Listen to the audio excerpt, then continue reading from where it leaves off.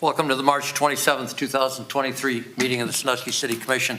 We'll have an invocation offered by Commissioner Waddington, followed by the Pledge of Allegiance. God our Father, as we gather for this meeting this evening, give us the guidance and wisdom to make the proper decisions. Amen. Amen. Amen. I pledge allegiance to the flag of the United States of America and to the republic for which it stands, one nation, under God, indivisible, with liberty and justice for all. Ms. Myers, will you call the roll? Yes, Mr. President. Mr. Waddington? Here. Mr. Harris? Here. Mr. Meinzer? Mr. Poole? Yes. Mr. Murray? Here. Mr. Brady? Here. Mr. Vajali? Here. I have a motion to excuse Commissioner Meinzer. So moved. Second. Got a motion and a second discussion? Without objection, that motion will be approved, and hearing no objection, Mr. Meinzer is excused. Commissioners, you have before you the minutes of our meeting of February, of March the 13th. What is your pleasure? Mr. Chairman, Mr. Bajali. I move that we accept the minutes of the March 13th meeting and dispense with the formal reading. Second. Got a motion and a second discussion? Without objection, that motion will be approved, and hearing no objection, that motion is approved. Any residents with comments regarding tonight's agenda items, please step to the podium, identify yourself, name and address, and share with us your agenda comments. Commissioners, Tim Schwanger, 362 Sheffield Way. 5 items. Number 1 is the item number A, which is on the consent agenda, which is the Chesapeake Lands, submerged lands lease. There is no dollar amount listed on the agenda.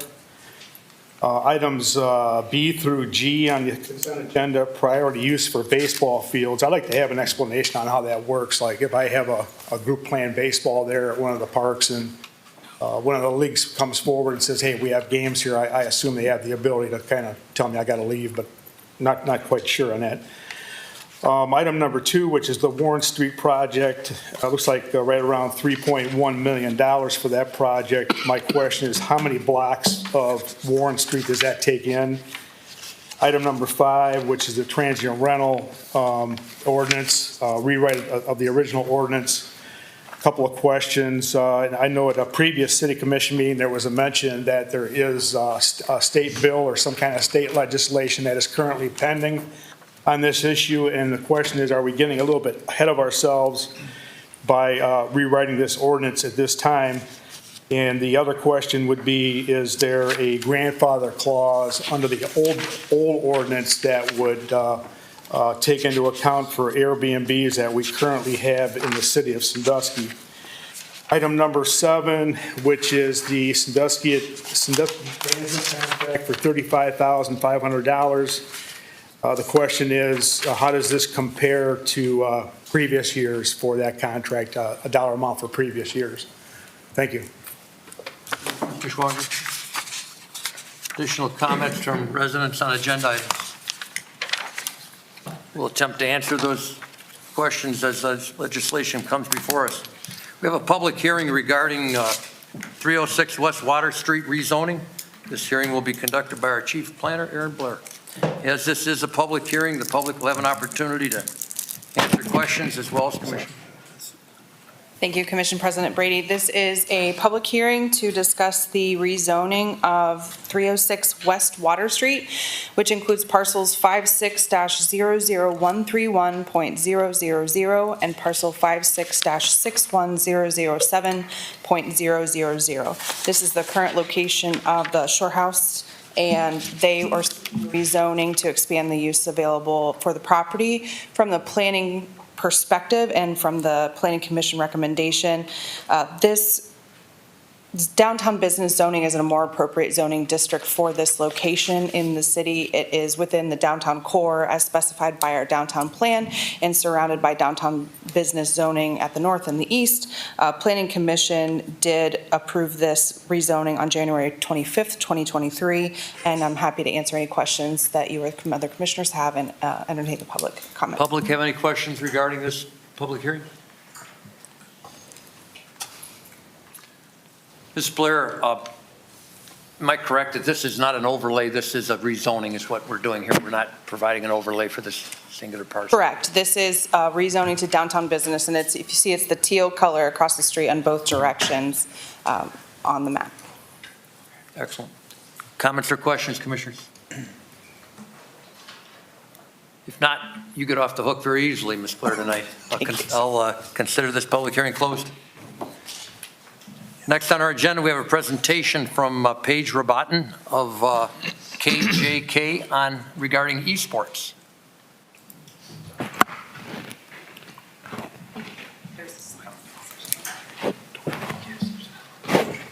Commissioner, I think there's another public hearing before the presentation. One more public hearing. Sorry. Sorry. That would be on transient rental zoning ordinance amendment. That's correct. And Aaron Blair, you don't get off the hook. Sorry about that. Back on the But hook. here, I messed with the queue. Thank you, Commission President. This public hearing is to consider the adoption of transient rental zoning regulations as were previously in place in our zoning code. It is within Chapter 1107 definitions, Chapter 1129 residential districts, Chapter 1133 business districts, Chapter 1137 commercial districts, and Chapter 1151 nonconforming structures and uses, transient rental zoning regulations. Again, these were the regulations that were previously in place. There's nothing changed except for one word, which was a clerical error from before. So the zoning regulations in this legislation include the definition of transient occupancy, the definition and establishment of the transient occupancy overlay district, the listing of transient occupancy as a main use or a use in the following zoning districts: roadside business, downtown business, commercial recreation, and commercial amusement. And because other districts refer to those definitions in our code, it also would permit the use of transient occupancy in commercial services, general business, residential business, and by conditional use permit in local business. So it's nothing different than we had previously in place. It would be reinstating the former ordinance. Questions from the public regarding this public hearing? Questions? Yes, sir. Yes, sir. Thank you. If you come up and just identify yourself, Sure get you in the record. Yes. Good evening, Commissioners. My name is Charles Bowers. I'm an attorney in Cleveland. I represent Doug Ebner, as well as the entities that own the properties at 2243 Cedar Point Road and 2253 Cedar Point Road. As some of you, or most of you may know, these are the parties that have been in litigation with the city for a period of time over the provisions of the zoning code and building code that were recently invalidated that you are considering reenacting this evening. Before you do that, I wanted to bring a couple of things to the Commission's attention. The first being that upon my review, I think the Commission might be under a bit of a misunderstanding that the code sections that were invalidated by the Court of Appeals recently were done so for technical reasons, that it seemed like some kind of minor blip along the way that didn't go quite right. And I really want to correct the record on that, because the Court of Appeals held that the city failed to follow all of the procedures that are in place prior to amending a zoning code. And I have the opinion here, it won't take long. The Court of Appeals indicated that these requirements are designed to safeguard property rights and to give property owners a fair opportunity to enter a protest against an ordinance or regulation which may materially interfere with the use of their property or decrease its value. So I'm sure everybody here would agree that that's not a minor thing, the property rights of the citizens of Sandusky. And I fear that it's possible that the Commission could be repeating history this evening. I say that because an uncle of Mr. Ebner's, and also an attorney of record for him, came down to the Planning Commission just last week looking for copies of the ordinance at issue and the Planning Commission's recommendation, and he was told that they were not available to him. And they were not made available until a public record request was made. So I don't think that is really following the proper procedures. Now, I understand that you might be considering this as an emergency measure, which might not need all those same things followed, or at least that's the perception. But when 17088 was enacted, and that was the ordinance that originally put in place the zoning code and building code provisions that you're looking to reenact, that wasn't an emergency measure. The 2012 ordinance was enacted as an emergency measure, but the trial court held that it was not really an emergency. So I fail to see how this time around it could be an emergency. Another point I want to make sure that you're aware of is that the Court of Appeals did not actually make a decision as to whether or not the language of the ordinance that you're considering is constitutional or not. One of the arguments that my clients make is that it was unconstitutionally vague. The Court of Appeals said, well, because we're invalidating everything because the procedure wasn't followed, we're not going to look at the issue of whether or not the language is constitutionally vague or not. So the language that you're considering has not been blessed by the Court of Appeals. I'm not going to tell you that it's been found unconstitutionally vague either, but that's sort of an open issue. It's certainly our position that the language itself is vague. So, for instance, as I understand it, looking at what you're considering this evening, certain areas of the city are going to be allowed to have what's called transient occupancy, and certain areas aren't, or at least it's not going to be listed as something you can do in those areas. And the implication, I guess, being that by its absence, it's not allowed. Here's the definition of transient occupancy. It means to use, occupy, or possess, or the use, occupancy, or possession of a dwelling or other living accommodation for a period of 30 consecutive calendar days or less. So I think noticeably absent is the word rental in any of that. I mean, I believe that the purpose of this is to limit or prohibit transient rental in some particular area, but that term doesn't appear in your proposed zoning amendment. When I read this definition of transient occupancy, to use, occupy, or possess, or the use, occupancy, or possession of a dwelling or other living accommodation for a period of 30 consecutive calendar days, it jumps out at me that maybe you're trying to prohibit flipping. Somebody just buying a piece of property and doing whatever to it and reselling it all within 30 days. There's nothing there that I think would tell an ordinary citizen that what you're trying to say is you're not allowed to do rentals or rentals for less than 30 days in that particular area. Now, I understand that you could say, well, you have to read it in conjunction with the building code. I don't think that helps. The building code has separate definitions for transient occupancy and transient rental. When there are different definitions of things, that means they're different things. So that just creates more confusion.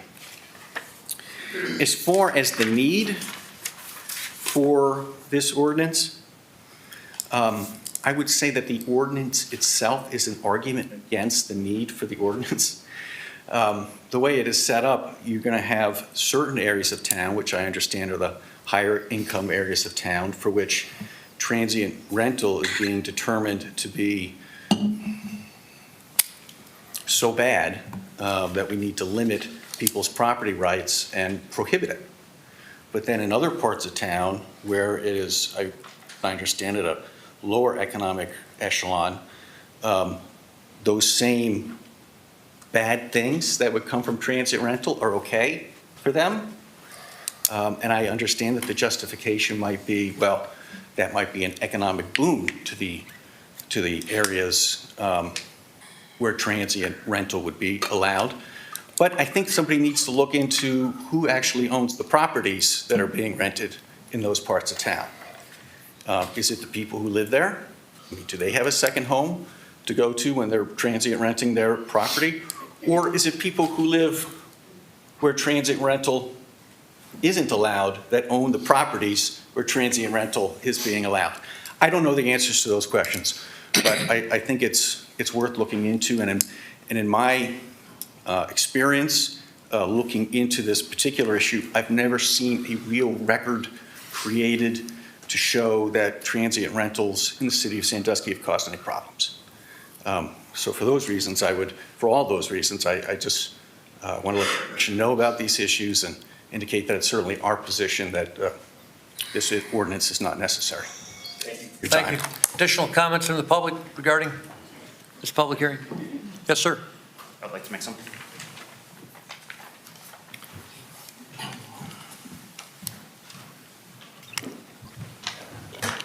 My name is Mark Ebner. I own 229 Cedar Point Road. I've been coming to Sandusky my whole life, as my parents have owned property off of Cedar Point Road, 2 houses down from 229. Since the 50s, we came up primarily on weekends, which seems like a transient use of the property, which when I was in my grad school program for my master's in urban planning, I wrote a paper in my urban planning law class defending our right as a mock trial of this. So that was one of the things that I was really confused about, why it says transient use, not transient rental use, is by definition my family's use of that property while we were growing up illegal under this. I also was doing research and looked in the Sandusky Register and the Cleveland Plain Dealer dating back to the 50s, 60s, 70s of advertisement rentals for short-term rentals in the city. So it has been going on for a number of decades. There are 3 things that I want to consider. One, that is allowing short-term rentals is consistent with the history of the area. Cedar Point Road was primarily cottages for vacation use for their entire existence. Second, the perceived problem that come with short-term rentals are just that, a perception. My family and I have been renting short-term and long-term with little to no problems with the renters. The people who rent from us are families that want to enjoy the lake and Cedar Point, and that's all they do. I have never heard a case made for short-term rentals cause problems in the neighborhoods, and I have never experienced it. I and my family have rented short-term on the Chaussee for less than 30 days and over 30 days, and there is no difference in the kind of renters or activities they engage in. They are using the house as a residence for however long they're there. Again, it is just families wanting to enjoy our community and spend time and their money here, which should be embraced. I also do not believe that the misguided perception of what short-term renters will bring to the community justifies telling property owners how they can use their personal property. I believe this to be a fundamental right of land ownership, and I do not think that there should be restricted without a real showing of need. So in conclusion, from what I am aware, there has not been a strong showing of a need to prohibit short-term rentals in certain areas of the city. If there was such a strong need, I don't know how one could at the same time justify allowing it in other parts of the city. Why is it okay for some people to have short-term rentals next to them, but not others? I also believe that allowing short-term rentals citywide is consistent with the city's history and consistent with our rights to use our property. If you think about it, by renting property, we aren't changing how the property is used, or we are changing who is using it. I therefore respectfully request that this ordinance not be passed.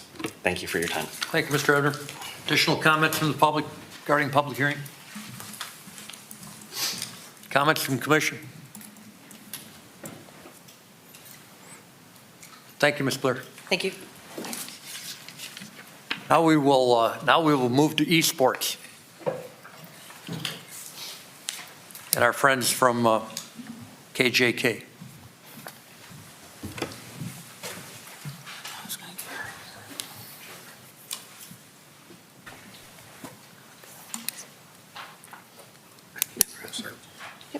Right. Hello, my name is Paige Batten. I'm an associate at Corman Jackson Krantz, where I work in the Esports and Media Group. And additionally, I am the COO of North Coast Entertainment, which will be programming and operating the potential esports facility at Cedar Point Esports.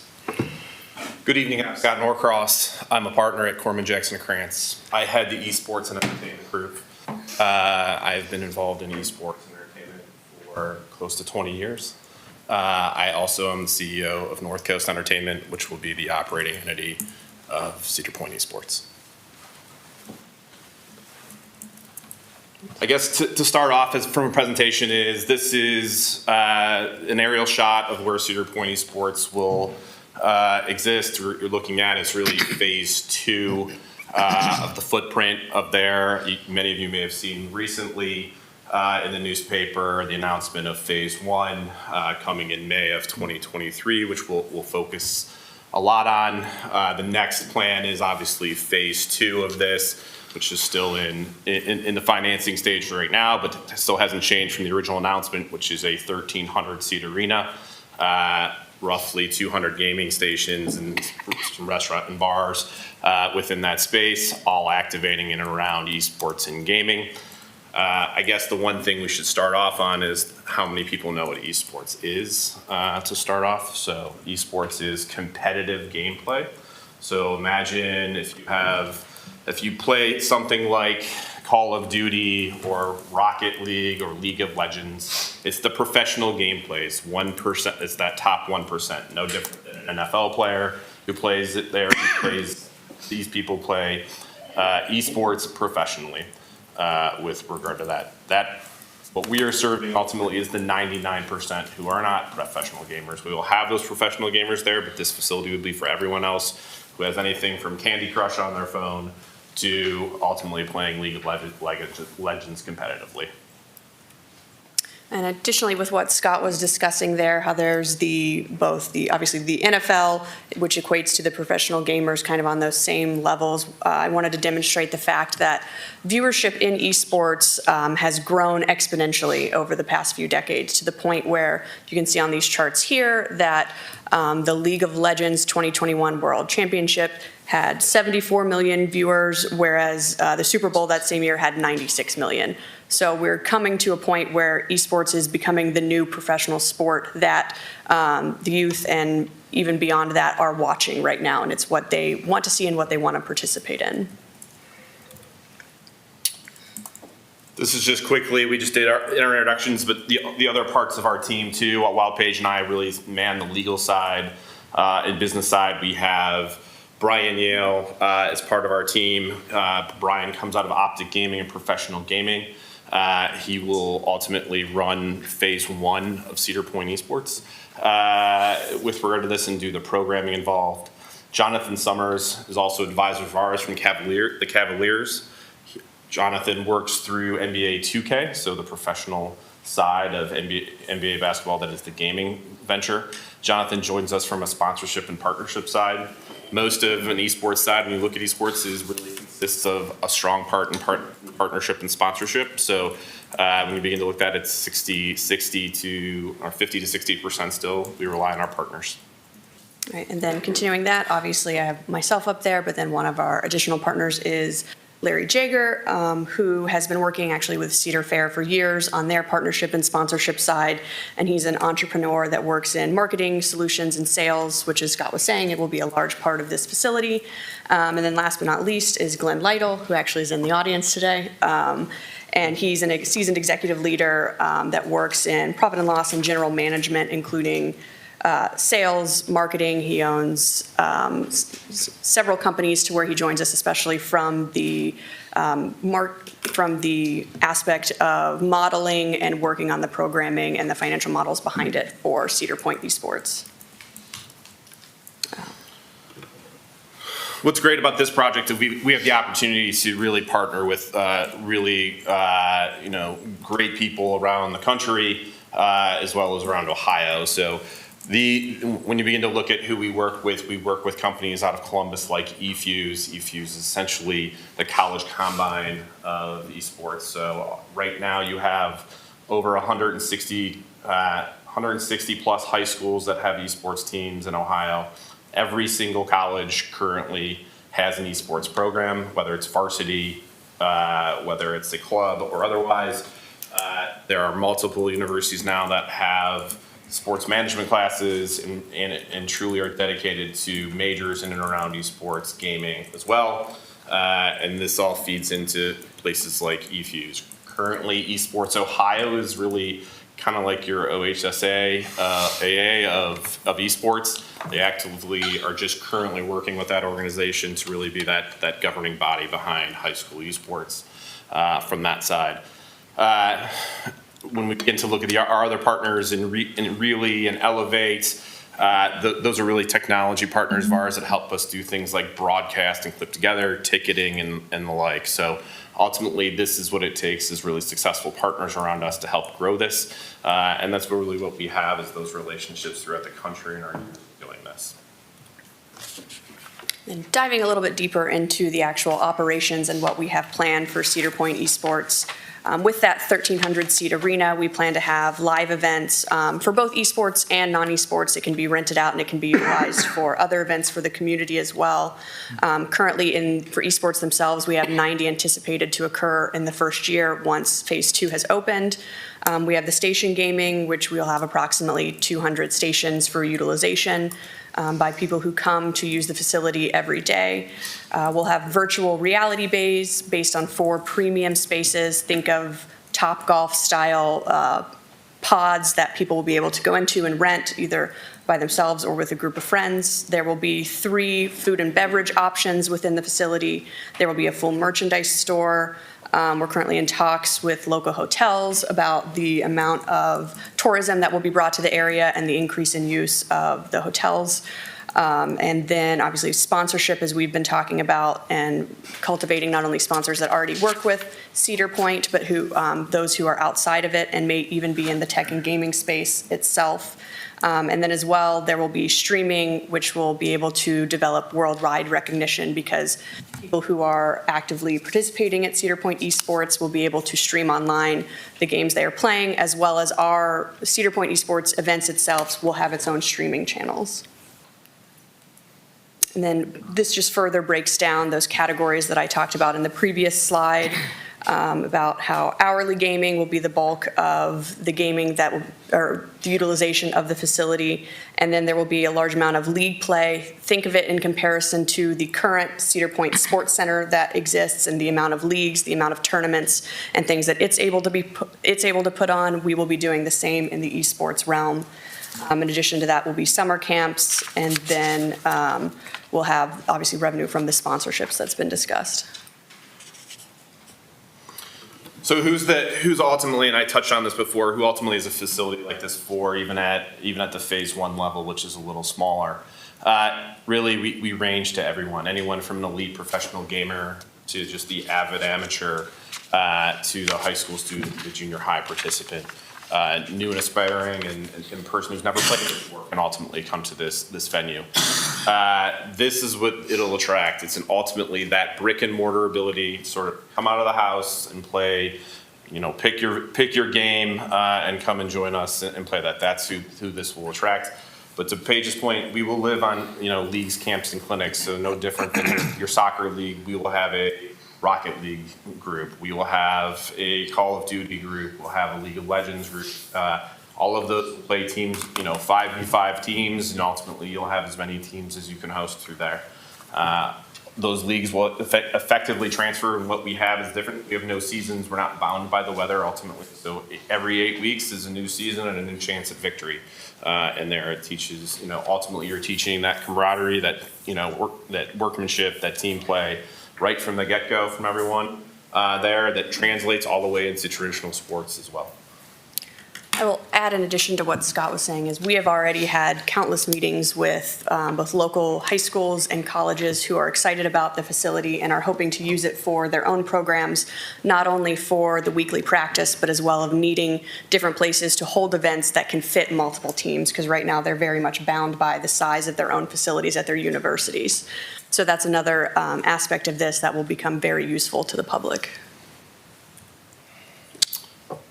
This is sort of repetitive, which is a close-up view. We can just kind of skip on. So Phase 1, this piece that most probably have heard of and have seen in the paper at this point.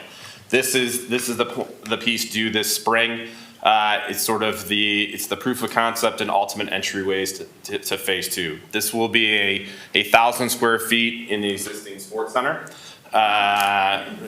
With Burdett, and will ultimately be the front door. It will house 32 gaming stations currently. It will have the ability to broadcast, stream, and competitively play in that facility from day one. So the large facility that's contemplated, everything can take place in a smaller version right here in this version that opens in the spring. With regard to that, so that'll be there. It sits right next to the first floor basketball courts. If you were the gentleman in the basketball hat and walk through those doors, that's the area that you'd walk into to be phase 2, which is the next contemplated phase for Cedar Point Esports. This is just some renderings that have been out there at this point as to what phase 2 is contemplated. So we've talked about the sort of moving pieces of phase 2 with regard to this. This is where you'd house ultimately house the arena on the left side, and on the right side of this picture would be the restaurants and 200 gaming stations that go along with that, ultimately. This is the initial rendering of what an arena looks like. So no different than any arena or theater that you go to currently. Imagine, 1,300 people in a 5v5 setting in competition. This is set for esports currently. What is nice about an esports arena or any tech arena in this sense is it really can house anything, from esports on to music and down. Once you have that level of tech, it's pretty much a universal stage, and this one will be set for that. What is most interesting, sometimes about esports is the ability to live commentate, which you see off to the right, and the general admission seating in and around, because it's definitely an interactive event. This is just a view coming in the main entrance from outside. You'll come in and you can see the scrolling video board that cuts out from the second floor to be able to see down to the first floor. And as you're walking in here, you can see the credentialing off to the left. If you continued straight through this picture, you would end up going into the Cedar Point Sports Center. It's the opposite view from the phase 1 picture we showed previously. And then off to the back right, you'll see the gaming stations as they are set up in the back right corner. This is a different view of, you can see the gaming stations as they are set up. And then here offers a better view of the private pods I previously spoke about for VR. Ultimately, why is Sandusky, why is Cedar Point optimal for this?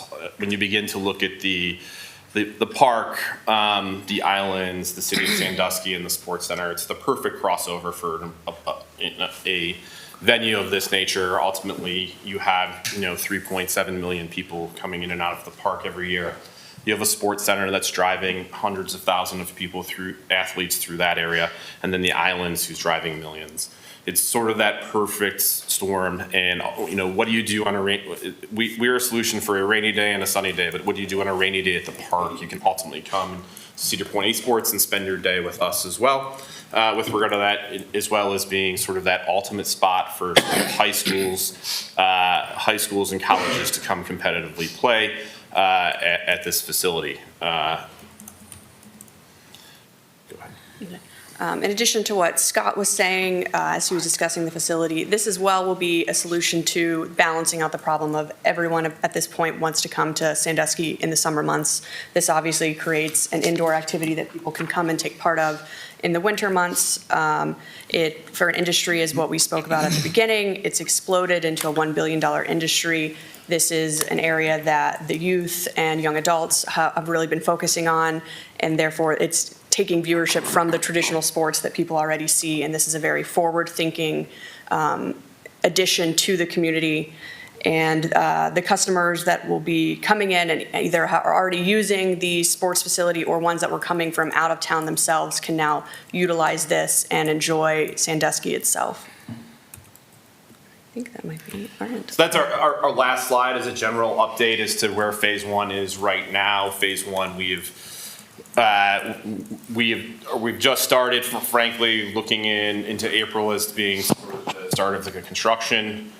With regard to that, we're returning to the city at this point to update our permits.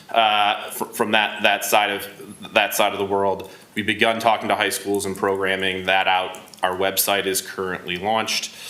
We will be getting to the point where we'll, in the end of April and May, begin asking for looking at additional registration from that and users to come on board so they can plan parties, camps, clinics through that.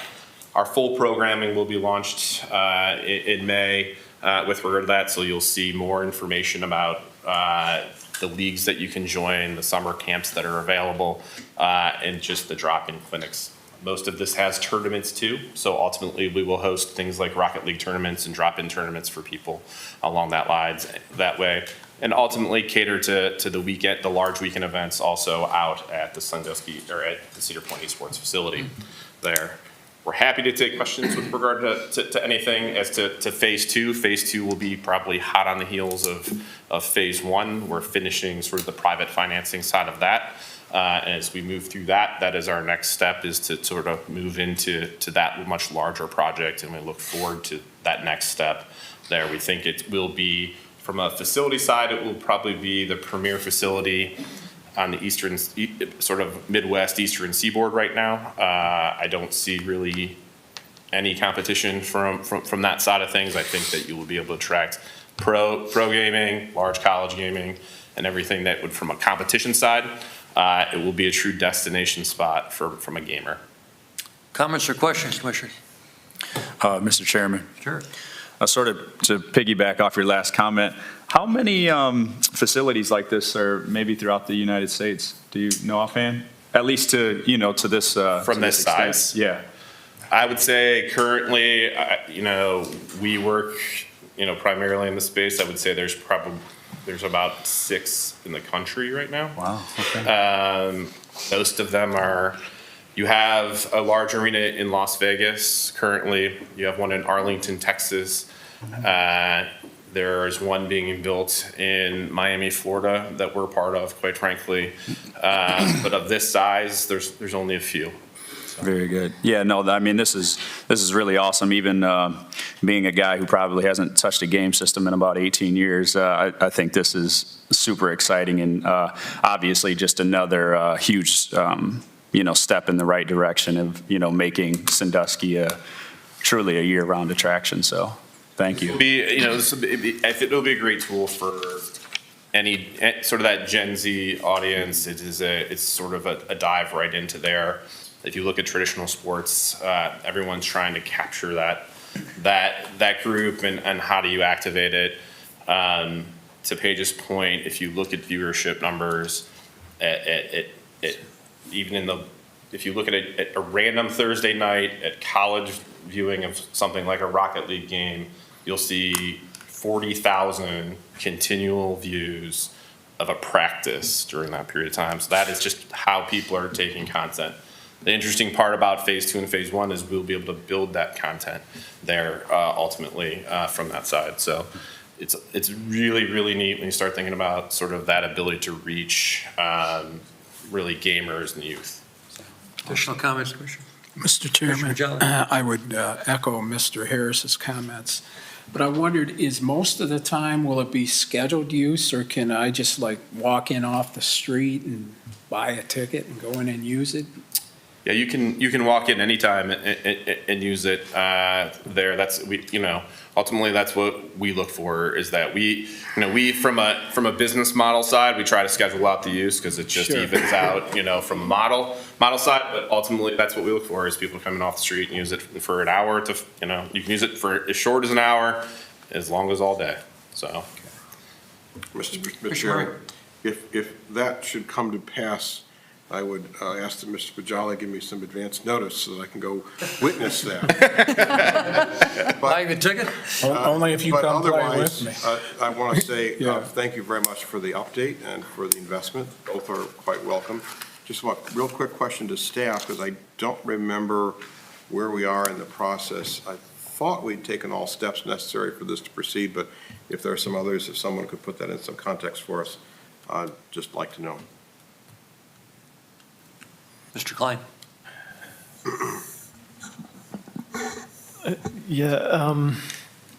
I think to this point, most of the work has been done and designed internally within the existing facility. So as Scott had mentioned, they're going through the building permitting process and getting that stuff worked out now.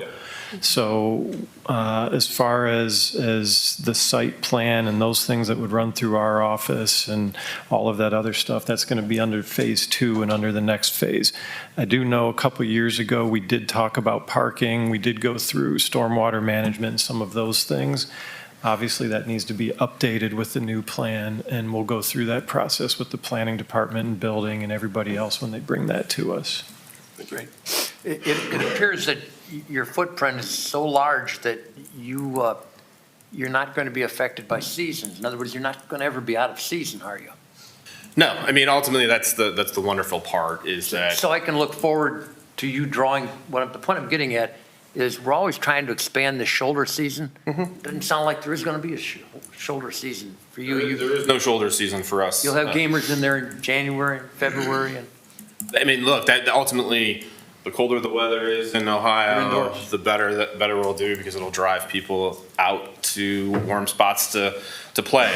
At the same point in time, middle of June, and it's beautiful in the evening, we can be holding the same event. So there should be there is no shoulder season to game. I don't think you have to tell any of us that equates to more room nights, more visitors eating breakfast, lunch, and dinner, and enjoying the other amenities that we have around Sandusky. No, I mean, ultimately, that's our goal is to drive overnight stays and drive people here for weekends. You know, a lot of our tournaments the larger tournaments we host last 2 and 3 days at a time. So it would be something that starts on a Thursday and ends on a Sunday, right? So, because you play just like you would in a soccer tournament or volleyball tournament, you play your round robin qualifying. Your goal is to get up on the stage that we built and ultimately play for the championship. So that 100% is our goal, is to help, extend stay and make sure all the other businesses flourish as well. Sure. Additional comments, commissioners? Yeah, and just to your point, Mr. Chairman, you said 90 planned events, roughly? Yeah, so when we get to the bigger facility, from the stage perspective, 90 to 95 events at least in the first year. That will grow ultimately from that side. And even in the phase 1 facility, we already actually have a backup from people who want to. So in the 32 seats for tournaments, we already have a waiting list for colleges and high schools that want to use it for competitive play and events right now. Awesome. Yeah, so to your point, I mean, I think that's at least 7 a month on average, so, yeah, that's awesome. Thanks again. Thank you for the presentation. Appreciate it. Thank you all. Commissioners, you have before you several communications from staff recommending various pieces of legislation. Can I have a motion to accept those communications? Second. Been a motion and a second discussion. Without objection, the motion will be approved, and hearing no objection, that motion is approved. Commissioners, we have 9 items on the consent agenda this evening. Do any of you wish to move any of the consent items to the regular agenda? Ms. Myers, you present the consent agenda. Yes, Mr. President. Item A, submerged land lease payment to ODNR for Chesapeake. Item B, priority field use agreement for Sandusky High School. Item C, priority field use agreement for Sandusky Central Catholic Schools. Item D, priority field use agreement for Sandusky Travelers Baseball Academy. Item E, priority field use agreement for Lady Lightning Fast Pitch League. Item F, priority field use agreement for Panther Baseball Club. Item G, priority field use agreement for Sandusky AMVETS Baseball League. Item H, application for zoning map amendment 306 West Water Street. Commissioners, having heard these ordinances, how do you wish to proceed? Mr. Chairman, Commissioner Wading. I move for the adoption of this ordinance under suspension of the rules in full accordance with Section 14 of the City Charter. Second. Been a motion and a second discussion. I believe there was a couple of questions on this item. Mr. Chairman, Mr. Murray? mechanically, I would note that there was one that was also pursuant to Section 13. Section 13. I'm sorry, 13, okay. We'll amend that motion. I believe there were questions. I believe there were questions regarding both item A and item G. I seem to recollect that number. Ms. Reader, can you tell us what the number on that submerged land lease was? Absolutely, through you, Commission President. The amount for the submerged land lease is $13,764.34. Great. And question on item G dealt with Mr. Whirling with us today? Yes. Perhaps you can share with us how we pick and choose who's up to bat. If we get a couple of people wanting to use the same field. I think that was the question.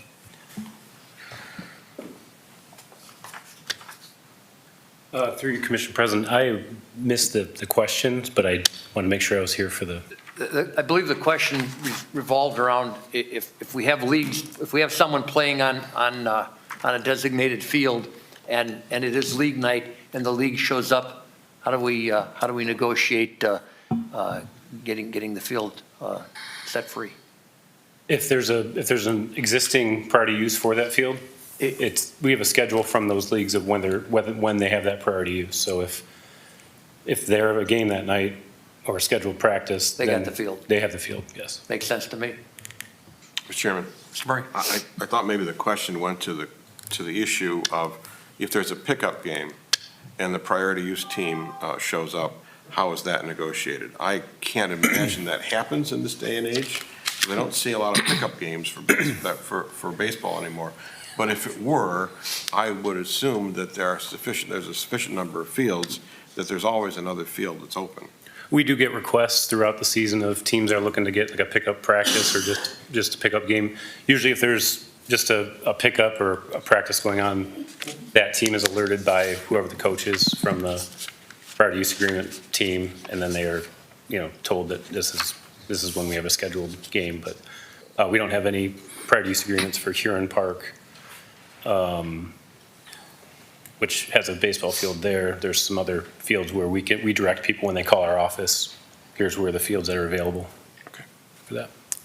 Thank you, Mr. Whirling. Mr. Chairman. Mr. Bull. May I suggest that this isn't a problem until it actually becomes a problem? I can't envision that the use of the schedule that you have by these folks that we've given priority is so overwhelmingly using the field that nobody has an opportunity to use them. Is that correct? Yeah, there's plenty of. We kind of working together, and this isn't something we need to deal with unless it turns out that you have a continual problem from citizens, because certainly not our intention to build fields just for groups, for just individual groups we give use. Although I truly appreciate, we want to have these leagues. These leagues are very important to the community. Protects those leagues that have a scheduled game. Exactly, for scheduled games, and it's not a problem until it is a problem, is my point. And we'll hear from that. You can keep us in. Thank you. Thanks. Ms. Myers, will you call roll on the motion, please? Yes, Mr. President. Mr. Waddington? Yes. Mr. Harris? Yes. Mr. Poole? Yes. Mr. Murray? Yes. Mr. Brady? Yes. Mr. Pajali? Yes. And now on the ordinances.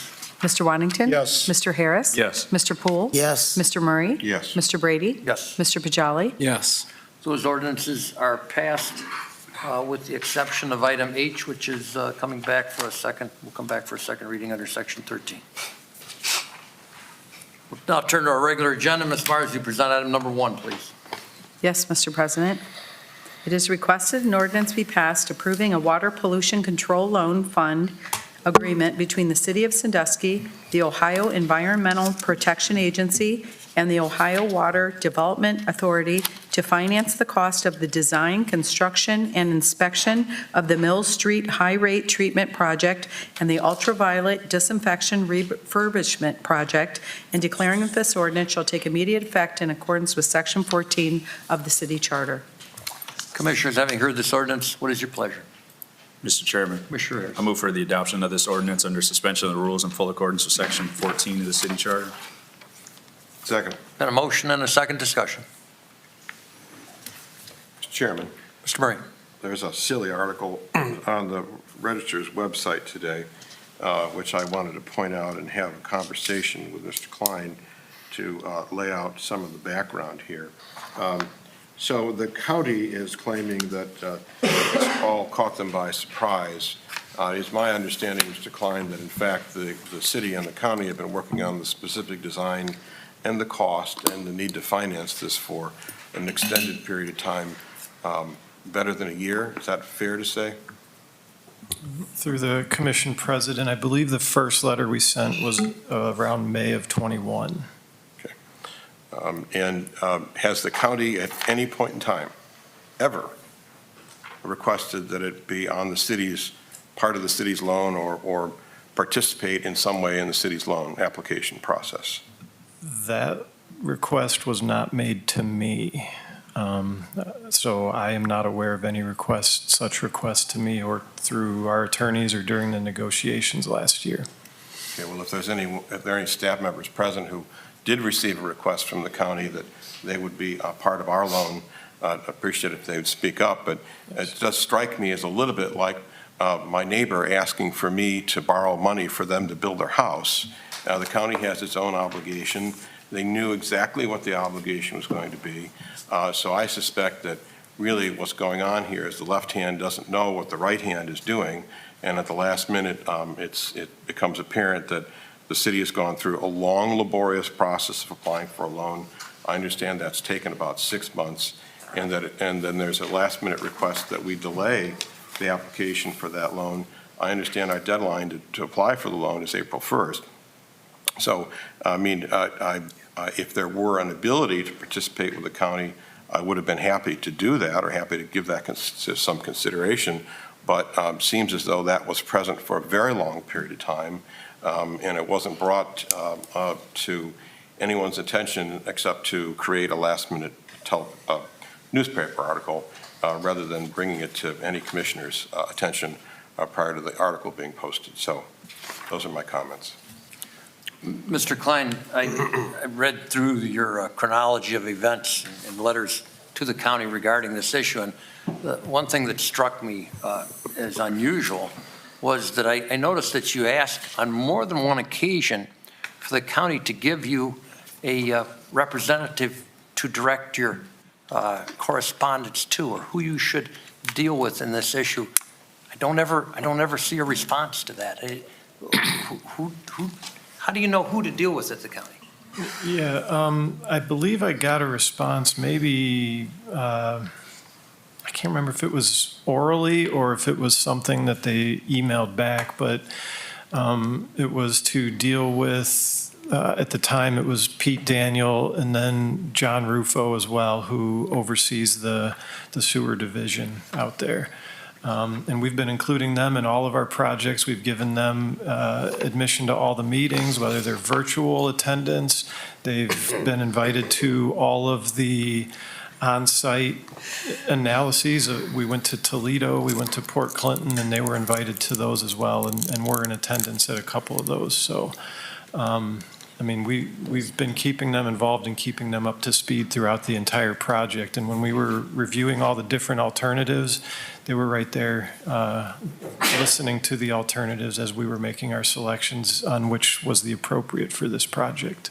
I can tell from the correspondence that you shared with me this afternoon that the county's claim that we provide them a rolled-up set of drawings and a bill is to revise history.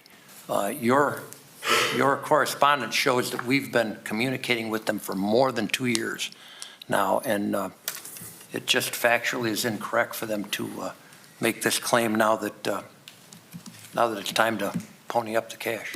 Mr. Chairman, Mr. Poole.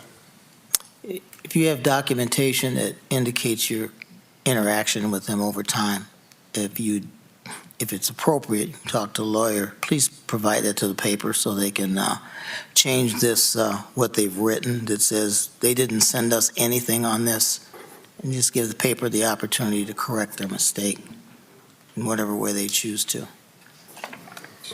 Mr. Chairman, I don't think the county ever formally requested anything in writing to join in on the financing mechanism, but I do think they made some overtures, maybe during the negotiation period, about the fact that it would be easier for them if they could get on, so they wouldn't have to put that money up front, the $6 million or whatever the amount is.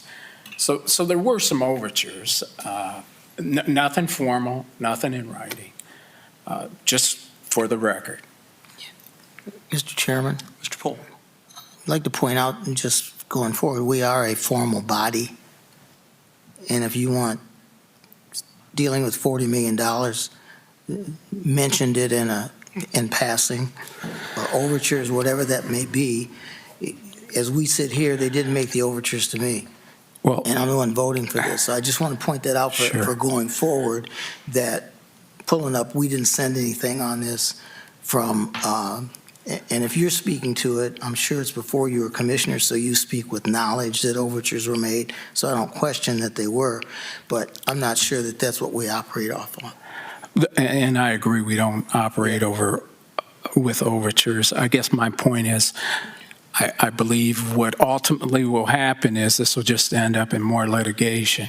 Yeah. And the only people that will make out with the litigation are the lawyers. True. And the taxpayers are the ones that will have to foot the bill for both. I agree. Mr. Chairman, Commissioner Murray. I assume that what the county is doing is setting this up. They set this up, and they sent the letter, the email they did this afternoon because they decided they don't want to pay the $6 million. We've seen this movie before, a couple of times. The county has its own ability to finance the $6 million, as do we. They need to rely on their own financing ability. I can't go to my neighbor and ask my neighbor for a loan to fix up my house. If I need to take out a loan, I take out a loan myself. The same is true here. If the county needs to finance, they can go obtain the financing just like any other local government. And regarding the informal request, which undoubtedly occurred during negotiations, if it did occur during negotiations, there are a lot of things that occurred during negotiations. There was no fruit that came out of those negotiations. And so it's, until or unless we get some type of I tend to agree with Commissioner Poole, it is incumbent upon the county to make a formal request for that, not to kick that around during negotiations, in which negotiations went nowhere, unfortunately. Additional comments, Commissioners? Mr. Myers, will you call a roll on that motion, please? Yes, Mr. President. Mr. Waddington? Yes. Mr. Harris? Yes. Mr. Poole? Yes. Mr. Murray? Yes. Mr. Brady? Yes. Mr. Bajali? Yes. And now on the ordinance. Mr. Waddington? Yes. Mr. Harris? Yes. Mr. Poole? Yes. Mr. Murray? Yes. Mr. Brady? Yes. Mr. Bajali? Yes. That ordinance is passed. Mr. Myers, you present item number 2, please. Yes, Mr. President. It is requested an ordinance be passed authorizing and directing the city manager to enter into a contract with Spear Brothers Incorporated of Sandusky, Ohio for the Warren Street reconstruction project and declaring that this ordinance shall take immediate effect in accordance with Section 14 of the city charter. Commissioners, having heard this ordinance, what is your pleasure? Mr. Chairman, Commissioner Waddington. I'll move for the adoption of this ordinance under suspension of the rules in full accordance with Section 14 of the city charter. Second. Been a motion and a second discussion. Myers, you call a roll on that motion, please. Yes, Mr. President. Mr. Waddington? Yes. Mr. Harris? Yes. Mr. Poole? Yes. Mr. Murray? Yes. Mr. Brady? Yes. Mr. Bajali? Yes. And now on the ordinance. Mr. Waddington? Yes. Mr. Harris? Yes. Mr. Poole? Yes. Mr. Murray? Yes. Mr. Brady? Yes. Mr. Bajali? Yes. That ordinance is passed. Mr. Myers, you present item number 3. It is requested an ordinance be passed authorizing a cooperative agreement between the City of Sandusky and the Ohio Water Development Authority to finance the cost of the construction for the storm sewer, sanitary, and water portion of the Warren Street reconstruction project and declaring that this ordinance shall take immediate effect in accordance with Section 14 of the city charter. Commissioners, having heard this ordinance, how do you wish to proceed? Mr. Chairman, Commissioner Murray. move for the adoption of this ordinance pursuant to Section 14 of the city charter. Second. And a motion and a second discussion. Mr. Myers, will you call a roll on that motion? Yes, Mr. President. Mr. Waddington? Yes. Mr. Harris? Yes. Mr. Poole? Yes. Mr. Murray? Yes. Mr. Brady? Yes. Mr. Bajali? Yes. And now on the ordinance. Mr. Waddington? Yes. Mr. Harris? Yes. Mr. Poole? Yes. Mr. Murray? Yes. Mr. Brady? Yes. Mr. Bajali? Yes. That ordinance is passed. Mr. Myers, you present item number 4, please. Yes, Mr. President. It is requested an ordinance be passed authorizing and directing the city manager to enter into a contract with Browning Ferris Industries of Ohio, also known as Republic Waste Services of Sandusky, Ohio, for the 2023 yard waste collection service, which is available for the period April 1st, 2023 through December 31st, 2023, and declaring that this ordinance shall take immediate effect in accordance with Section 14 of the city charter. Commissioners, having heard this ordinance, how do you wish to proceed? Mr. Chairman, Commissioner. I move for the adoption of this ordinance under suspension of the rules in full accordance with Section 14 of the city charter. Second. Been a motion and a second discussion. Ms. Myers, you call a roll on that motion, please. Yes, Mr. President. Mr. Waddington? Yes. Mr. Harris? Yes. Mr. Poole? Yes. Mr. Murray? Yes. Mr. Brady? Yes. Mr. Pajali? Yes. And now on the ordinance. Mr. Waddington? Yes. Mr. Harris? Yes. Mr. Poole? Yes. Mr. Murray? Yes. Mr. Brady? Yes. Mr. Pajali? Yes. That ordinance is passed. Mrs. Myers, you present item number 5, please. Yes, Mr. President. It is requested an ordinance be passed repealing ordinance number 17-088, amending Part 11 Planning and Zoning Code, Title I, Zoning Administration, Chapter 1107, Definitions, Title III, Zoning Districts and Regulations, Chapter 1129, Residential Districts, Chapter 1133, Business Districts, and Chapter 1137, Commercial Districts, additional Title V, Additional Zoning Requirements, Chapter 1151, Non-Conforming Structures and Uses of the Codified Ordinances, and declaring that this ordinance shall take immediate effect in accordance with Section 14 of the City Charter. Commissioners, having heard this ordinance, what is your pleasure? Mr. Chairman, Commissioner Waddington. I move for the adoption of this ordinance under suspension of the rules in full accordance with Section 14 of the city charter. Second. Been a motion and a second discussion. Mr. Heil, question in the audience portion dealt with some legislation that's being considered by the state. And the comment, I think, or the concern was that are we getting ahead of ourselves by passing this legislation? My understanding is that, I'll let you answer that question, and then perhaps I'll tell you my understanding. Through you, Commission President, I believe it is a reference to a statewide bill that would basically preempt all local regulation of transient rentals and make it so that you could only regulate them as you regulate long-term rentals. That bill was in committee in the last General Assembly. I do not know if it has been reintroduced at this General Assembly. We can check, but it would not be very far along the process.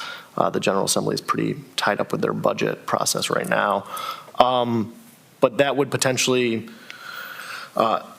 if it became law, it would be an attempt to preempt our local rules. I don't think that really impacts our consideration for this evening, because it currently is not law, and it currently would have no impact. And this, before you, the zoning regulations are kind of a pressing matter, as we've discussed previously. Without this legislation, we have no legislation. Without this legislation, we have somewhat of a blanket limitation on transient occupancy in the city writ large. The ordinance before you is what allows it in, as you heard in the hearing, what allows it in very specific non-residential, primarily zoning districts, which is what was in place since 2017. So we have a lot of, and one of the reasons we're pushing this as quickly as possible is because, as we know, our rental season is coming, and we have a number of permitting applications for new ones and renewals. And we have folks, we've already received some word from folks who have, purchased something that a few months ago was in a district that had a zoning for transient occupancy, and they're kind of in a limbo right now. And so putting the rules back in place as they have been since 2017 is kind of a key priority from the planning division and the law department. Additional comments or questions, Commissioners? Mr. Chairman, Commissioner Pajali. I believe that House bill is House Bill 53, the one that was referred to. Now, Mr. Heil, for my understanding, if we don't approve this legislation this evening, then the transient housing can't continue to function? Any additional transient housing? Correct. So without this legislation that's before you, we would not be able to currently approve any new transient rental permits. Folks who have been transient renting for a long period of time and had an existing use it would transfer to a legal non-conforming use because the use would have predated the regulation. But folks that are for the first time applying for a transient rental permit or have applied for a transient rental permit in the last few months for the first time, we do not have a mechanism by which to authorize that currently. Additional comments, Commissioner? Mr. Chairman, I don't have a problem with the 6 zones that transient housing is allowed in. My problem is with the overlay districts. I would like to put some sort of moratorium on the overlay districts so that we could figure out how we want to deal with that as we move forward. You would offer that as a motion? Well, I don't know if that can be done with the legislation that Mr. Heil brought. So that's a great question. Through you, Commission President.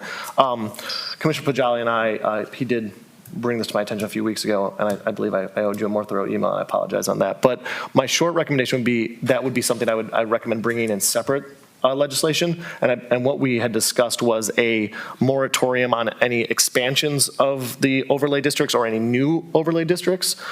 This legislation, as currently presented, only includes the existing transient rental overlay district, which is colloquially known as in the Cove District. So it would just replace that exact overlay district. It wouldn't expand it. It wouldn't change it at all.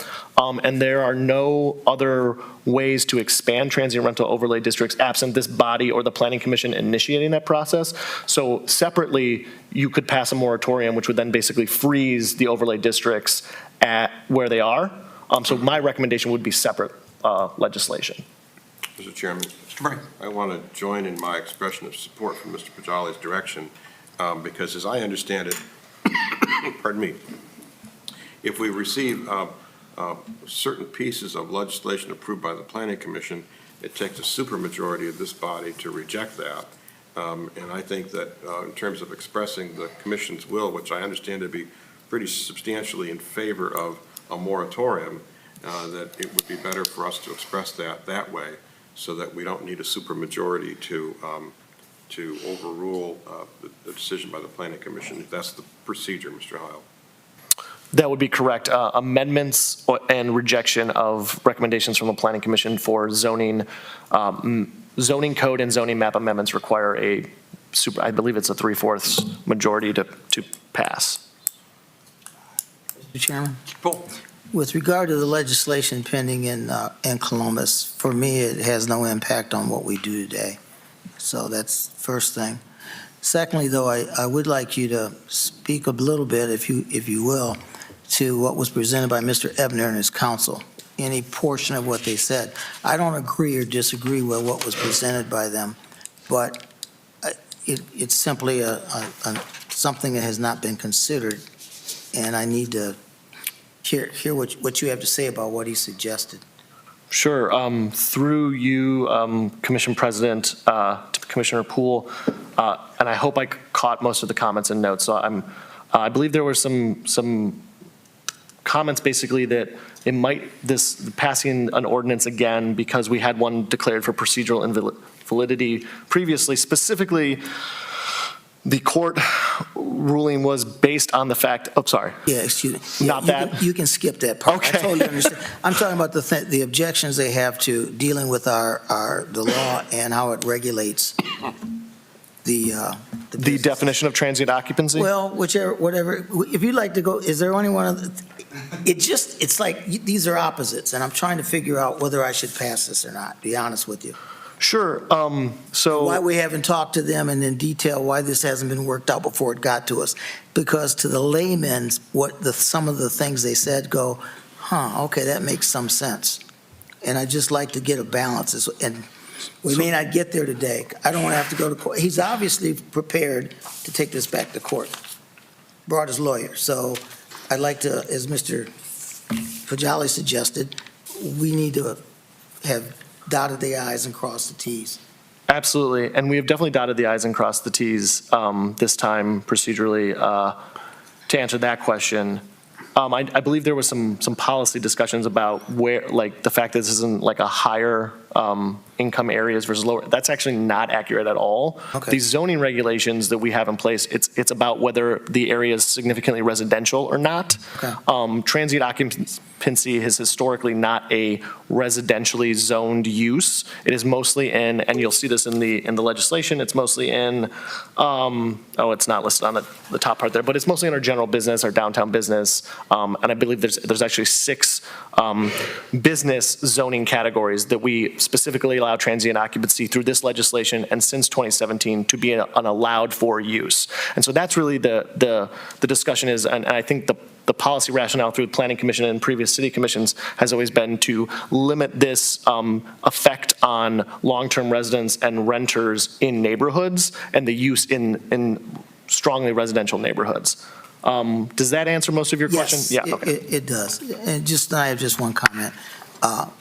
Going forward, I know the Planning Commission is working with Mr. Bajali to come up with a decision about how much we and where we ultimately want to have transient rental. Just if we would include their perspective in that conversation as we move forward. Of Mr. Ebner and his lawyer, they seem to be deeply into this, and just for the decision-making process. Mr. Chairman. How you get that doesn't matter to me. I think that's a good segue into, not to muddy the waters more, but they did approve one overlay district that hasn't come before the commission yet, and the applicant is here this evening. So we may have to deal with that down the road also. I think the Planning Commission is probably in favor of transient housing. That's the way they voted in most of our meetings. But I had gone ahead and agreed when we had a unanimous vote to bring this tonight because I wanted to have the discussion. And I think it's a good thing that we're having this discussion. Additional comments, Commissioners? Anyone else? Yeah, if I may, I think you're correct in terms of how the Planning Commission has voted. I watch the Planning Commission routinely, and I would suggest that as my take on that is I'm not seeing a lot of detailed thought behind it as much as accepting that we and not a lot of explanation of why this is great for the neighborhood they put it in or for the city of Sandusky, and I'd like to have that conversation. And if you want to put a motion about an overlay district, hold off on it, moratorium, I can support that until we get all this sorted out and decide, where specifically we think that we want to go with this. Because I don't want to let the Planning Commission just Sounds make their like, decisions and we're it appears to me that the will of the commission is to entertain an ordinance that Mr. Hiles says might be the correct procedure to deal with a moratorium on the overlay district as opposed to a motion or an amendment. I would recommend a motion directing the planning and law department staff to present some draft legislation on that so that it can get a little bit more of a fuller discussion and address all of the issues that Commissioner Pajali and others have raised. Similar to how we didn't amend at the table the previous building code, and we brought it back up at a future meeting, giving people some more time to deliberate on it. Mr. Pajali, you prepared to make that motion? Yes, I would move that we refer this back to staff and they come back and meet the conversation that we had around the table this evening with the objections that we have. And just for clarification, that's a motion. Is there a motion on the table? Is there a second? Second. Then a motion and a second discussion. Ms. Myers, will you poll the commission on that motion, please? Yes, Mr. Brady, President Brady. Mr. Waddington? Yes. Mr. Harris? Yes. Mr. Poole? Yes. Mr. Murray? Yes. Mr. Brady? Yes. Mr. Bajali? Yes. Motion is passed and staff has direction. We'll return to this piece of legislation. Additional comments? Go ahead. I was going to call for the roll. Oh, Have some just one discussion. thing, I'm going to vote for this, and just would say to the folks who came to the podium to recognize that we're trying to work this forward and get this right. And legally, you may be correct in terms of whether you think this is right or not, but I'm going to vote for it because we have to do something tonight. There are other things that matter, and we'll just. Ms. Myers, you poll the commission on the motion, please. Yes, Mr. President. Mr. Waddington? Yes. Mr. Harris? Yes. Mr. Poole? Yes. Mr. Murray? Yes. Mr. Brady? Yes. Mr. Bajali? Yes. And now on the ordinance. Mr. Waddington? Yes. Mr. Harris? Yes. Mr. Poole? Yes. Mr. Murray? Yes. Mr. Brady? Yes. Mr. Bajali? Yes. That ordinance is passed. Ms. Myers, you present item number 6, please. Yes, Mr. President. It is requested an ordinance be passed authorizing and directing the city manager to enter into a contract with Ed Perdue and Company of Sandusky for the CDBG fiscal year 21 demolition project number 5 and declaring that this ordinance shall take immediate effect in accordance with Section 14 of the city charter. Commissioners, having heard this ordinance, how do you wish to proceed? Mr. Chairman, I would move to adopt this ordinance under Section 14 of the city charter. Second. And a motion and a second discussion. Mr. Chairman, I have a question. I imagine the bulk of this $145,300 on the demolition cost is that big building? Absolutely. Through the commission president, it is for the demolition at 1228 Osborne, a large chunk of it. Yeah, okay. And my understanding is that price might seem unusually high, but that building is tucked in between a couple of residences too that are about 1.5 feet away. Be very careful. Additional comments or questions? Ms. Myers, you poll the commission on that motion, please. Yes, Mr. President. Mr. Waddington? Yes. Mr. Harris? Yes. Mr. Poole? Yes. Mr. Murray? Yes. Mr. Brady? Yes. Mr. Bajali? Yes. And now on the ordinance. Mr. Waddington? Yes. Mr. Harris? Yes. Mr. Poole? Yes. Mr. Murray? Yes. Mr. Brady? Yes. Mr. Bajali? Yes. That ordinance is passed. Ms. Myers, you present item number 7, please. Yes, Mr. President. It is requested an ordinance be passed authorizing and directing the city manager to enter into a transportation services agreement between the City of Sandusky and First Transit Incorporated of Lombard, Illinois, in relation to the Sandusky Transit System and declaring that this ordinance shall take immediate effect in accordance with Section 14 of the city charter. Commissioners, having heard this ordinance, how do you wish to proceed? Mr. Chairman, Commissioner, move the adoption of this ordinance under suspension of the rules in full accordance with Section 14 of the city charter. Second. been a motion and a second discussion. Mr. Chairman, Mr. Murray. I wonder if we get some facts on the table relative to the hemorrhaging, which we've been experiencing with First Transit this year and which we're expected to experience next year. We, for a long period of time, were comfortable with a subsidy, and public transportation is always subsidized. Parks are subsidized. There are lots of things that governments do that are subsidized. Police are subsidized. Fire departments are subsidized. I mean, all these, government is here to do things for a reason. And transient's an important part of the services that we provide, but there comes a point where we need to make decisions about how much we're going to subsidize and whether those others who are experiencing the benefits of the service that we are providing, namely other government jurisdictions and businesses, need to step up their game in terms of participating in providing financial support for those entities for that service. So I don't know who has the facts gathered on this, if it's Ms. Reeder or Mr. Klein or Ms. Blair. I don't know who has the facts to talk about where we are projected to go in terms of losses and what it is that we've been able to accomplish in terms of conversations, which I know we've been having, some positive in terms of others contributing to these costs. Mr. Orzak, you're making motions.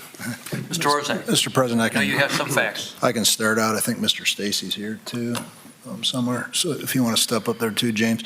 I would just say that we have, James and I and Colleen and Michelle have spent a significant amount of our time over the last 2 months trying to work on the transit funding, and we've did the tour of Huron Township, Perkins Township, Kalahari. We anticipate getting a response back from those entities. Perkins Township and Huron Township have both indicated that they're going to support the transit system this year.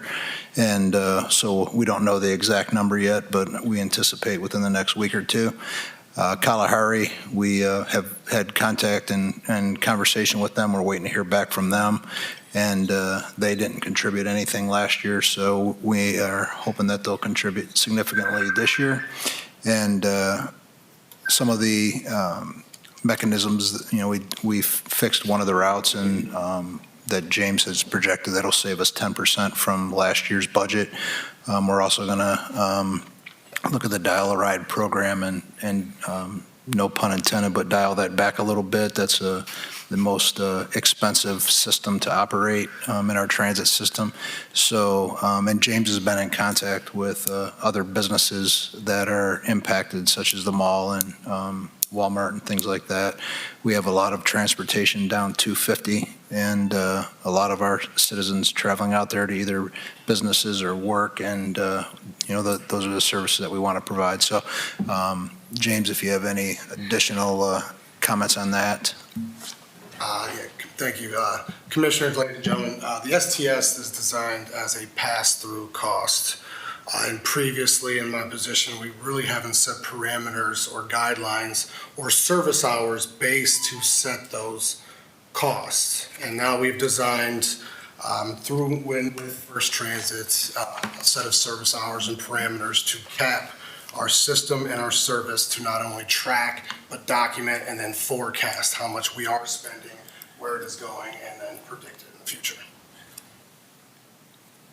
And I may add, in my time here, we have had concerns in the meetings and the conversations that we have had, but we have not had conversations or concerns about the contractor or the service that our contractor is providing, which is I'm here to say tonight, that we are in correlation with First Transit, providing first-class service to citizens of Sandusky and the Erie County's residents.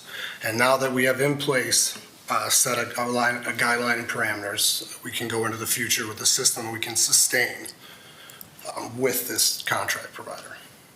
Mr. Chairman. Commissioner. May I make it?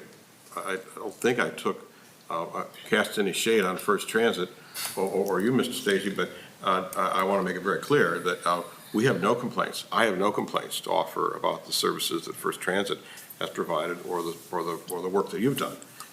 What I am simply saying is that we presently provide a county-wide transit system, and we need county-wide partners in terms of being able to sustain this. As I understand, we are on track for something on the order of $1 million loss this year. That may have been remediated somewhat with some of the changes we've made, but I want all of the commission and the public to have a good sense of what the losses were for 2022 and what the projected losses are for 2023, because while I have always supported transit, there comes a point when it's too much to request of just the citizens of Sandusky. And I think fair to say, we enjoy many good partners in this transit business. I know that serving our seniors has been a great partner, supplying 4 buses out of their own pocket. And as well as a huge amount of dollars. Cedar Fair provides a significant amount of dollars here. We just aren't getting the support from the different townships and municipalities that we're serving. And for this commission to continue to bear the burden of $1 million out of our general fund for transit that's serving 77,000, almost 77,000 people in the community it's unfair to our residents to do that. So I think it's incumbent upon us to find a way to convince our fellow townships, the county, and cities around here that we're serving to contribute to this. I think the last thing anybody sitting at this table wants to see is transit going away. And it's been my experience in the private sector that oftentimes you don't deal with issues like this until there's a crisis. Until it's raining. Folks, it's pouring down rain right now. This is a crisis. It's not a manufactured crisis. A real crisis is when we're bleeding $1 million. You can't let that continue to happen. Yeah. Thanks for your efforts, Mr. Stacy. I know you've been as efficient as you can be, and oftentimes it's a thankless job, so I'm thanking you. Mr. Chairman? Mr. Poole. I just want to say that Manager Orzak, Ms. Gilson, and Mr. Stacy have done a great job here recently, and I think we're actually moving this in the right direction. And I really want to say I appreciate the efforts, because you guys have done a significant effort in trying to achieve just what we're talking about now, which is get the additional surrounding area governments to participate in this, and you seem to be having some success. We, at this commission, we're going to have our opinion about whether or not each entity's put in enough one way or another, but we're at least now at the point where these folks have done a good job of starting the conversation, and it's moving in the right direction, so thank you. Here, here. There. Ms. Myers, you call a roll on that motion, please. Yes, Mr. President. Mr. Waddington? Yes. Mr. Harris? Yes. Mr. Poole? Yes. Mr. Murray? Yes. Mr. Brady? Yes. Mr. Bajali? Yes. And now on the ordinance.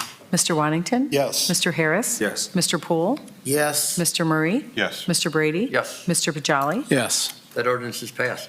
Ms. Myers, you present item number 8, please. Yes, Mr. President.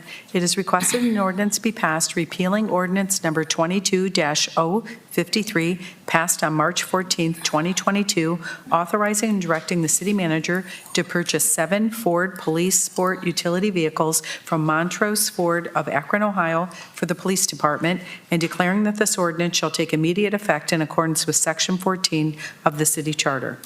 Commissioners, having heard this ordinance, how do you wish to proceed? Mr. Chairman, Commissioner Waddington. I move for the adoption of this ordinance under suspension of the rules in full accordance with Section 14 of the city charter. Second. Been a motion and a second. Chief, we couldn't get him to deliver 3, now we're going to try to get him to deliver 7? That's the goal, Okay. sir. They canceled our order last year due to supply chain demands. I'll wait, I'm sorry. So we sat patiently waiting for our cruisers, and we weren't notified that the order was canceled until early December.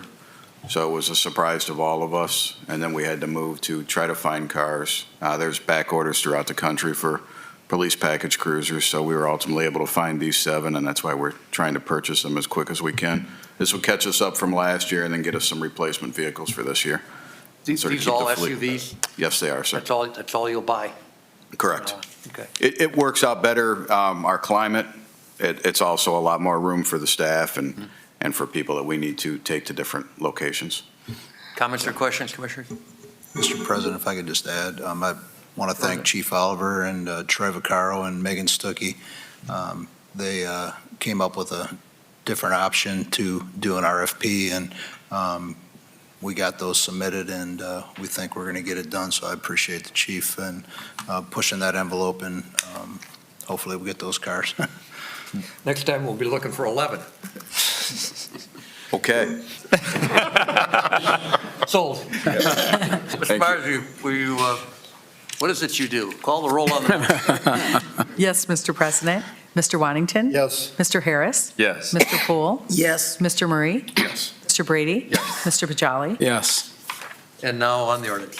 Mr. Waddington? Yes. Mr. Harris? Yes. Mr. Poole? Yes. Mr. Murray? Yes. Mr. Brady? Yes. Mr. Bajali? Yes. That ordinance is passed. Ms. Myers, you present the last item, item number 9. Yes, Mr. President. It is requested an ordinance be passed authorizing and directing the city manager to purchase 1 Stryker power load cot system from Stryker Medical of Chicago, Illinois, for the fire department, and declaring that this ordinance shall take immediate effect in accordance with Section 14 of the city charter. Commissioners, having heard this ordinance, how do you wish to proceed? Mr. Chairman, Commissioner Poole. move the adoption of this ordinance under suspension of the rules in full accordance with Section 14 of the city charter. Second. Been a motion and a second discussion. Chief, how many of these do we have? Through you, President Brady, the Commission, currently we have 3 of these. This one's going to be delivered directly to Horton to be installed on our new ambulance, which comes in 2024. That'll give all 4 of our ambulances these load systems and power cots, including our backup ambulance. And I see the real value is less workers' comp claims, less back injuries, less strain on our employees. Yes, one of the major problems firefighters have with back problems is manually lifting the cot and lifting the legs. So with this all being power now, we pretty much don't have any more back injuries associated with that particular job duty. And I just have to thank Lieutenant Kevin McGraw, because he's the one who applied for their workers' comp grant and got that $40,000 to contribute toward that cost for us. Big portion. Thank you. Comments or questions, Commissioners? Ms. Myers, you call a roll on that motion. Yes, Mr. President. Mr. Wantington? Yes. Mr. Harris? Yes. Mr. Poole? Yes. Mr. Murray? Yes. Mr. Brady? Yes. Mr. Bajali? Yes. And now on the ordinance. Mr. Wantington? Yes. Mr. Harris? Yes. Mr. Poole? Yes. Mr. Murray? Yes. Mr. Brady? Yes, Mr. Bajali? Yes. that ordinance is passed. Now turn to our interim city manager for his report. Thank you, Commissioner, audience, and staff. We have a donation of $100 from the Hank Soloway family in the memory of Officer Andy Dunn, who was killed in the line of duty. Mr. Soloway and his family have made an annual donation. We thank them for that. If I can get a motion to approve that donation. So moved. Second. And a motion and a second discussion. Without objection, that motion will be approved. Hearing no objection, that motion is approved for that donation. For the fire department, in June of '22, Sandusky Fire Department applied for 2 components of the First Responder Wellness Recruitment and Resiliency Grant funded through the American Rescue Plan Act. On December 13th of '22, Sandusky Fire was awarded the wellness component of the grant, consisting of $11,630.50. Excuse me. On March 15th of this year, Sandusky Fire Department was awarded the hiring component of the grant, consisting of $506,027.36. This grant money will be used to pay the salary and benefits for 2.5 firefighters hired at the end of '22 for 2 years. I want to thank Chief D'Amico. I think he's 100% on grants, so maybe we'll help him do the grants for the whole city. For the Finance Department, the deadline to file 2022 municipal income tax returns is April 18th of 2023. All individuals and businesses can utilize the Regional Income Tax Agency's website at www.ritaohio.com to file their taxes. For Public Works, city staff will begin the annual spring cleanup of Oakland Cemetery and Memorial Park on April 17th. All decorative items through the cemetery will be removed and disposed of regardless of their perceived value. Residents and patrons are asked to remove anything they wish to keep prior to this date to allow sufficient time for cleanup. New cemetery decorations can be placed starting April 24th. And with the passage of tonight's agenda item to sign into agreement with Republic Service, yard waste services will start up on April 1st. All residents enrolled during the 2022 year will automatically be enrolled in the 2023 program. To sign up for the program or to make changes to your service, contact the Customer Accounting Office at 419-627-5893. Additionally, I'd just like to bring to the community's attention, and I sent the email to the commission earlier this afternoon, that Mr. Klein and his staff have been, and the design team have been awarded recognition through the state of Ohio for their engineering of the Cleveland Causeway wetlands project, and also he was notified that they received national recognition for that award. So I'd like to commend Director Klein and his staff for getting a lot of attention and recognition for a job well done.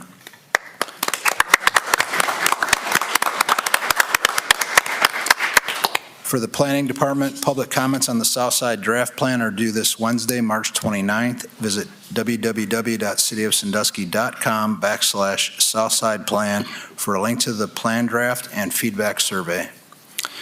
Also, we are excited to present the Sandusky Wheels Park concept, available online at cityofsandusky.com/Wheels Park. The concept design was based on robust community feedback with more than 100 frequent users of the Sandusky Skate Park, Pump Track, and other regional wheels parks involved throughout the design process beginning in September of 2022. Refinements to the design concept will be made based on community feedback, and we are targeting to bring the design build contract to City Commission approval in April. Recreation, the Sandusky Parks and Rec was notified that they were awarded a Put a Lid on It grant from the American Pediatric Association. Sandusky Rec will receive 108 bike helmets to be distributed during Touch a Truck in August. And Sandusky Rec would like to ask Commission for permission to apply for a grant from Sam's Club. This is a quality of life grant for improving access to recreation, arts or culture experiences for low-income individuals and families in the local service area. The deadline for applying is April 15th. If I can get a motion to allow Sandusky Rec to apply for that grant. So moved. Second. Got a motion and a second discussion. Without objection, that motion be approved. Hearing no objection, that motion is approved. And that includes the report this evening. If anybody has any questions or comments. Questions or comments for our city manager? Items of old business. Any items of old business? Items of new business? Any items of new business? Mr. Chairman. Mr. Murray. I need to request that we set a executive session for sale of real estate. Second. A motion and a second discussion. Ms. Myers, you poll the commission on that motion for an executive session. Yes, Mr. President. Mr. Waddington? Yes. Mr. Harris? Yes. Mr. Poole? Yes. Mr. Murray? Yes. Mr. Brady? Yes, Mr. Pajali? Yes. that executive session is set. Mr. Chairman. Mr. Murray. I need to regrettably, I need to request that we set a second executive session regarding the search for the city manager, so be under personnel. Second. Been a motion and a second discussion. Ms. Myers, you poll the commission on that motion for that executive session. Yes, Mr. President. Mr. Waddington? Yes. Mr. Harris? Yes. Mr. Poole? Yes. Mr. Murray? Yes. Mr. Brady? Yes, Mr. Pajali? Yes. that second executive session is set. I would like to request a motion to cancel a public hearing on 1315 Campbell Street rezoning. The applicant desired to withdraw his application. So moved. Second. Been a motion and a second discussion. Ms. Myers, you poll the commission on that motion, please. Yes, Mr. President. Mr. Waddington? Yes. Mr. Harris? Yes. Mr. Poole? Yes. Mr. Murray? Yes. Mr. Brady? Yes, Mr. Pajali? Yes. that motion is passed. I need another motion for a public hearing on April 24th, 2023 for a CDBG action plan. So moved. Second. Been a motion and a second discussion. Ms. Myers, you poll the commission on that motion, please. Yes, Mr. President. Mr. Waddington? Yes. Mr. Harris? Yes. Mr. Poole? Yes. Mr. Murray? Yes. Mr. Brady? Yes, Mr. Pajali? Yes. that public hearing is set. I would like to request a motion for a public hearing on May the 8th for a zoning map amendment for East Washington Street property. So moved. Second. Been a motion and a second discussion. Ms. Myers, you poll the commission on that motion. Yes, Mr. President. Mr. Waddington? Yes. Mr. Harris? Yes. Mr. Poole? Yes. Mr. Murray? Yes. Mr. Brady? Yes, Mr. Pajali? Yes. that public hearing is set for May the 8th. Any additional items of new business? Mr. Chairman, Commissioner Poole. just a comment. The Planning Commission tabled before rather than approving the Southside Plan. And I just want to say thank you for that, because waiting until after the public comment period is over ensures that the public's voice is totally included in what we're doing, and I appreciate them doing that. Absolutely. Thank you, Commissioner Poole. Additional comments? Are there any public comments on any item that pertains to city business? Please step to the microphone and identify yourself and hear your comment. Thank you. Tim Schwanger, 362 Sheffield Way, Sandusky. Back in September of '22, the city of Sandusky applied for a Lake Erie Commission grant in the amount of $42,000 for a Lions Park beach study, and I received an email. Actually, I initiated an email to the Department of Public Works over the weekend. I received an email back today that we did not receive that grant from the Lake Erie Commission. And my question today is, of course, you can get back to me through email, but whoever's going to answer the question maybe could also let the commission know, or maybe you already know. What is the administration's plan moving forward with that beach study? I know that it seems like the relief funds, federal relief funds would qualify for that study, and I was wondering if there's any thoughts on how we're going to move forward to get that study done. If anybody wanted to comment on that tonight, or if you just want to do it in an email, that's fine. I can work with that. Staff provide Mr. Schwager with an email regarding that? Yes. Okay, Thank thank you. And the other item is, I did not receive an answer to my question on the Warren Street project, on how many blocks that entails for that. Mr. Klein, is that answer too? That answer is 5.5. Okay. From where to where? It goes from Water Street to Monroe, but we're somewhat skipping that block that we did back in 2013-14 across from Sandusky Cabinets. We're still doing the crosswalks and stuff at the intersection, just we're not resurfacing that piece.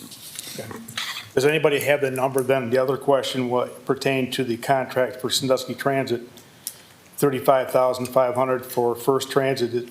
How does that compare from the past? Does anybody have that answer like last year or year before that? Mr. Stacy may have that answer. Sure, you can. That's a short-term increase. Current contract, $38.41 on an hourly service rate, as well as a monthly fixed fee of $31,583. And our negotiated rate for 2023 is $48.14 hourly rate and $35,511. With the service hour cap parameter, where it's actually a $300,000 decrease for the purchase contracts. Thank you, Mr. Stacy. Thank you. Additional comments from the public on any item pertaining to city business?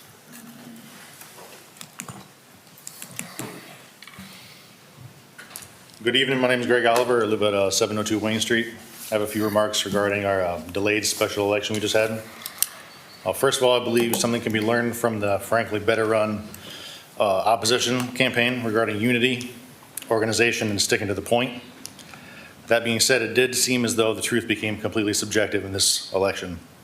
A matter of opinion is one thing, and I choose not to delve into exaggerated talk about gazebo weddings and Little League rentals.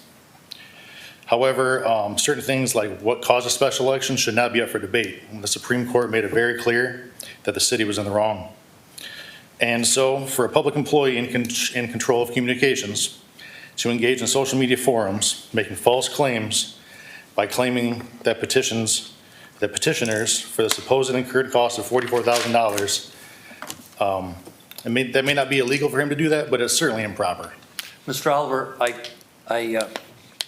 It's not a personal attack. I want to caution you about a personal attack on A personal staff. attack. It's certainly improper for a member of your staff to be going out there. And I happen to notice that after all that, it's all deleted. It's all erased there. So there's a good reason why he was either instructed to or chose to delete all of his $44,000 comments.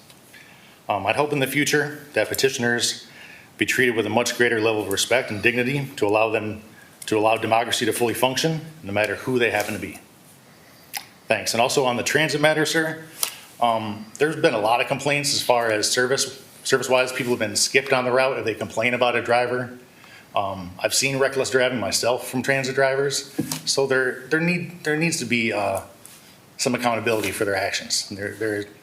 For you to state that you don't have any complaints about the transit service, there's numerous complaints from your citizens. So please forward those to the providers. I'm absolutely certain that you cannot run as many thousands and thousands of routes that our service or any service runs without having some complaints. Of course, I just want to see them addressed. And can we do better? You can always do better, whether you're selling signs or selling bus rides. Right. We just want to see do better, and we strive to do that. We hope so. It doesn't seem to be that way when things just routes are taken away, and people are clearly saying on social media they're skipped on routes if they complain about a driver. So that's sad. That's sad to see. Thank you, Mr. Oliver. Thank you. Mr. Chairman, Mr. Poole. with regard to complaints about transit, Facebook's not the place to complain about transit. Of course. If somebody has filed a complaint with the transit folks, we'll have a record of it. And now that you brought it to my attention, I'll simply ask to look at the list and I'll decide whether or not I think I should say something to the manager about what we've done about them.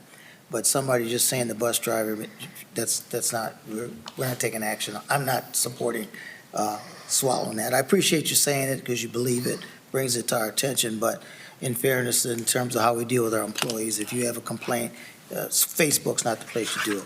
Of course. Thank you. Additional comments from the public regarding any item?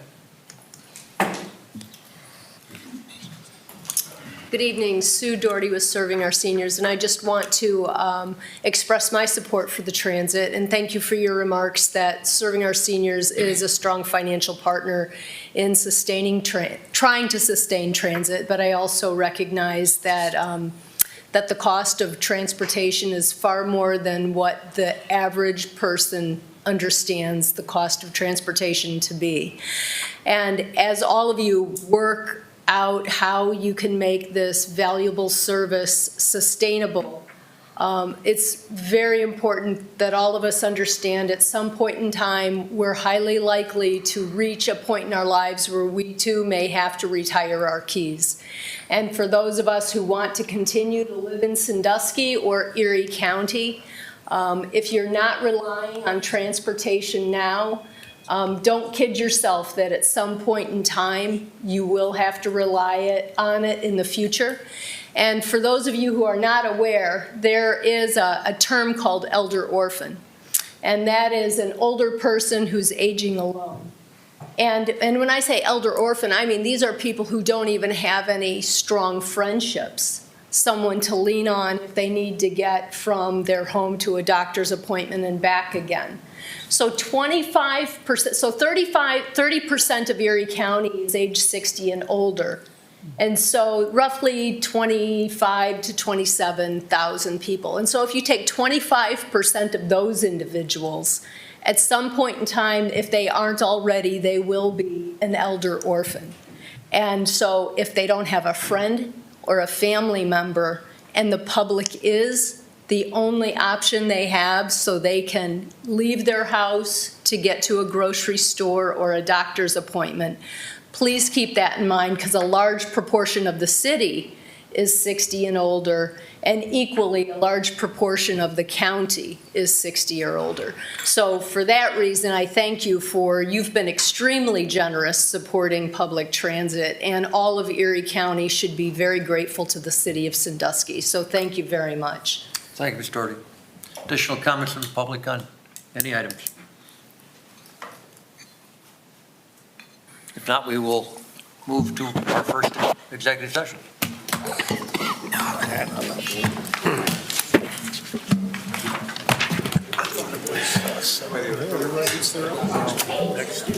So this year is $750. It's $500 out of the general fund and $250 out of the transit. $750. Yes. I'd like to do Slavin first so they can get out of here. Yeah. And John, good luck. We'll need you for the second Good one. city manager. Yeah, that's something. Or else.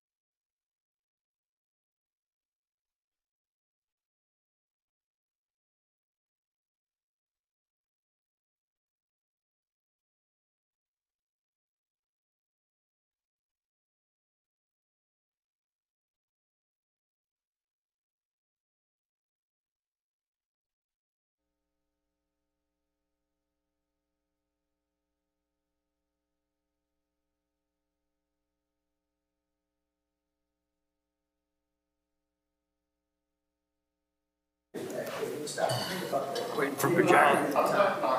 No, I know you're not. Must grab my coat, because some other guys. We gotta get them all down, or don't we? Pajali. Oh, we gotta do something, don't we? We gotta close. Yeah. We're back. We have a quorum. I'll entertain a motion to adjourn. So moved. So moved. We're adjourned. You gonna send Kathy the,